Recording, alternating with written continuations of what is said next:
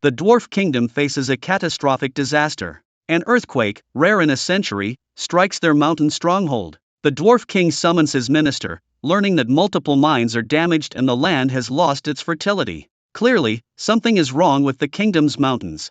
The crown princess volunteers to sing the Song of Stone, attempting to connect with the stone god. However, this leads to an even greater rockfall, plunging the entire royal city into gloom.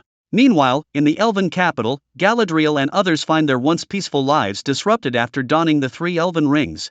Galadriel experiences frequent visions where the master craftsman Celebrimbor eerily tells her, "Rings of power, 3 for the elven kings, 7 for the dwarf lords, 9 for mortal men doomed to die." Though Galadriel knows it's an illusion, it feels incredibly real. With the 3 elven rings now in the world, she worries about Sauron's plans to control Middle-earth using the ring's power, with Celebrimbor as his perfect accomplice.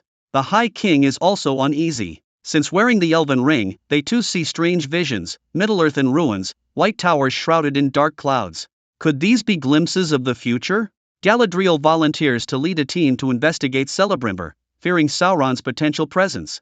The High King agrees but insists on finding a capable assistant to prevent Galadriel from being deceived again. Galadriel already has someone in mind, the level-headed Prince Elrond. However, Elrond is disillusioned, believing Galadriel sided with Sauron the moment she put on the ring. Fortunately, Master Círdan, clear-minded as ever, demonstrates the ring's ability to influence minds to Elrond. He explains that the ring is merely a tool, whether it's good or evil depends on the user. The Elven Prince has an epiphany. That night, the High King summons Galadriel, arranging for 5 elite warriors to accompany her to a region. Elrond will join too, not as an advisor but as Galadriel's leader. Unbeknownst to them, the Dark Lord Sauron has already reached Eregion's gates. Celebrimbor, reluctant to deal with this fallen human king, is surprised by Sauron's persistence as he waits at the city gates for an entire day. Annoyed, Celebrimbor goes to dissuade him but is intrigued by Sauron's words about the elven rings successfully reviving the ancient elven trees.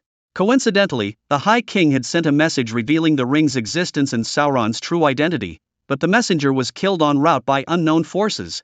Thus, Celebrimbor remains unaware of the news from the royal city. Celebrimbor immediately invites Sauron into the castle, eager to learn more about the elven rings. Learning that his creation rivals the works of the ancient masters, Celebrimbor is moved to near tears. Sauron seizes the moment, spinning more lies. He claims Celebrimbor has the chance to surpass the ancient craftsman by forging the legendary rings of power, which could return light to Middle-earth in the face of growing darkness. Celebrimbor shakes his head, stating the 3 elven rings are his limit, lacking the skill and materials for better rings. Suddenly, Sauron vanishes, and the forge erupts in flames. A figure slowly appears, speaking in a deep, magnetic voice. He pledges to help Celebrimbor forge the rings of power, after which Celebrimbor would truly be the Lord of the Rings. Ecstatic, Celebrimbor learns the visitor is Annatar, the legendary Lord of Gifts. Sauron's manipulation proves effective, quickly gaining Celebrimbor's trust. With the 3 elven rings complete, they plan to forge the 7 dwarf rings next, followed by the 9 for men. Soon after, Durin, the dwarf prince, receives a letter from Celebrimbor inviting him to a region for an urgent matter. Given his good relations with the elves, Durin travels overnight.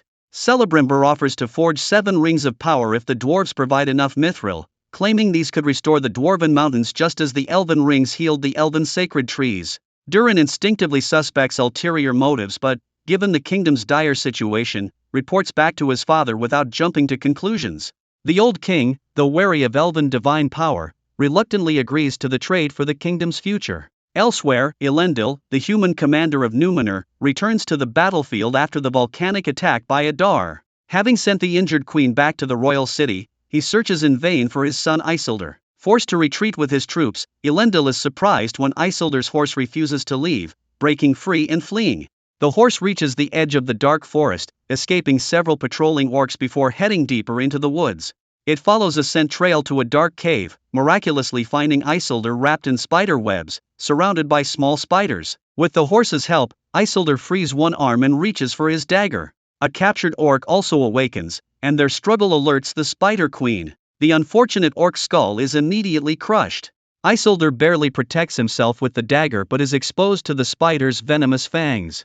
With a shout, he plunges the dagger into the spider's head and narrowly escapes on horseback. Once safe, Isildur dismounts to drink but finds unknown creature corpses floating in the water, reminding him of the forest's dangers. Soon after, he encounters scattered goods, likely from an attacked traveler. As he investigates, a dagger thrusts out from under a cloth. Isildur grabs the attacker, realizing it's another human. The woman, named Irian, is crossing the dark forest in search of her missing fiancé. Grateful to meet a fellow human, they decide to travel together. Upon reaching a Númenórean soldier camp, they find it deserted, suggesting Elendil has already returned to the city. Forced to continue, they encounter an injured farmer. Despite Irian's warnings, Isildur insists on leaving food. Predictably, it's a trap. These people are orc slaves. As Isildur is captured, an arrow suddenly flies in. It's Arendur, the dark elf, coming to their aid. The terrified slaves flee, forcibly taking Isildur's horse. Arendur and Isildur, having previously fought orc armies together, return to a human settlement.